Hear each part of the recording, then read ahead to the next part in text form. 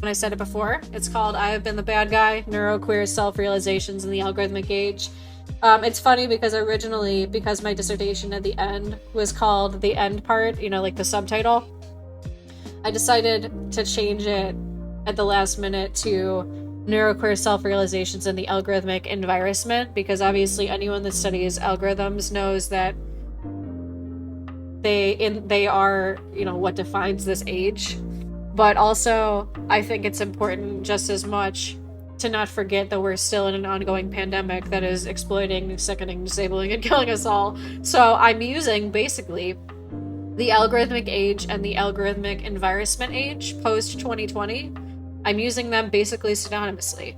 So on one hand, I accidentally didn't change the end of the title because I got so accustomed to just referring to the algorithmic age for my dissertation and writing it out that I forgot to change it on the actual title for the book.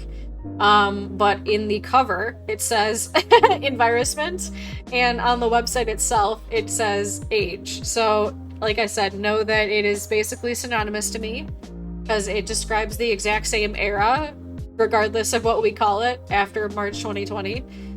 And anyway, this is the write-up for it one more time. And it goes like this. Have you ever been made to feel like the bad guy?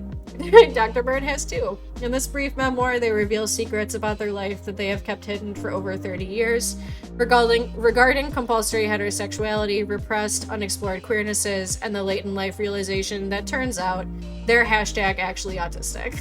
Retold from their 33-year-old Dr. Bird's eye view, these extensively brave disclosures add one whole lifetime of flesh onto the US body politic.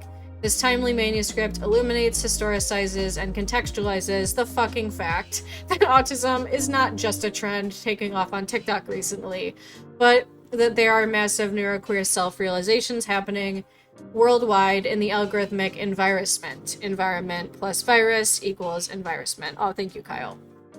Dr. Bird's unmasked writing voice puts the cut the shit into slice of life, providing deep and raw disclosures of lifelong confusion, gaslighting, and struggles with family dysfunction, friendship loss, vulnerability, intimacy, sexual violence, and substance abuse. After extensive sharing, it's time to grieve. They usher in a eulogy for their lifetimes that once were by diagnosing how foundational US ideas did and continue to dehumanize, sicken, disable, and deaden us. Then they preach to the global choir about the single most connected time in history. Dr. Bird has a lot more puns and trauma than answers but in the end, recommends some liberatory antibodies for moving forward, far less miserably.